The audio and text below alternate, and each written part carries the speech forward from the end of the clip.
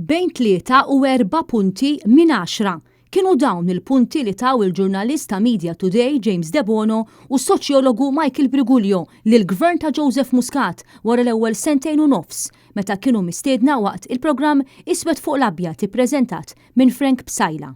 4. Probably 4 jew 4 u 3. Ir-raġunijiet wara dawn il-punti baxxi huma prinċipalment snejn: il-weda miksura tal-meritokrazija u nuqqas ta' trasparenza. Jekk inti wieħed gvern meritokratiku u gvern trasparenti u għandek gvern li huwa totalment bil-maqlub. James De Bono jispjega hekk in-nuqqas ta' meritokrazija.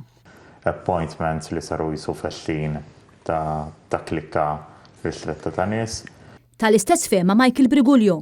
Meta għandek gvern li qed jappunta nies li f'ħafna każijiet huwa ċar li mhux minħabba meritokrazija imma minħabba obbligazzjonijiet elettorali. James De Bono jikkritika wkoll il-ħatriet li jingħataw lill-membri parlamentari. In-nies għandhom konsulenza jew anke membri parlamentari sistema li jisu kulħadd ħobżu naqra maħbux. Kritika oħra ta' James De Bono u Michael Briguglio hija dwar in-nuqqas ta' trasparenza. Fuq il-Power Station ma pubblika xejn.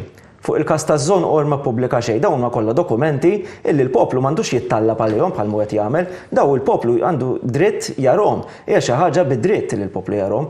Kritika simili minn James De Bono dwar in-nuqqas ta' trasparenza fil-ftehim li ffirma l-Gvern fil-qasam tal-enerġija. Tħanna fi ftehim li għal 18-il sena sħaħ ħanixtru l-enerġija tagħna mill-Electrogas Consortium. Innuqqas ta' trasparenza mbagħad huwa skandaluż għax l-affirmajna dat-tip ta' ftehim. Kif nista' ma nkunux nafu x'ġie ffirmat. Mistoqsija li għadha qed tista' tweġiba wara li l-Gvern għadu qed jagħżel li jżomm il-ftehimiet li ffirma mistura mill-poplu Malti.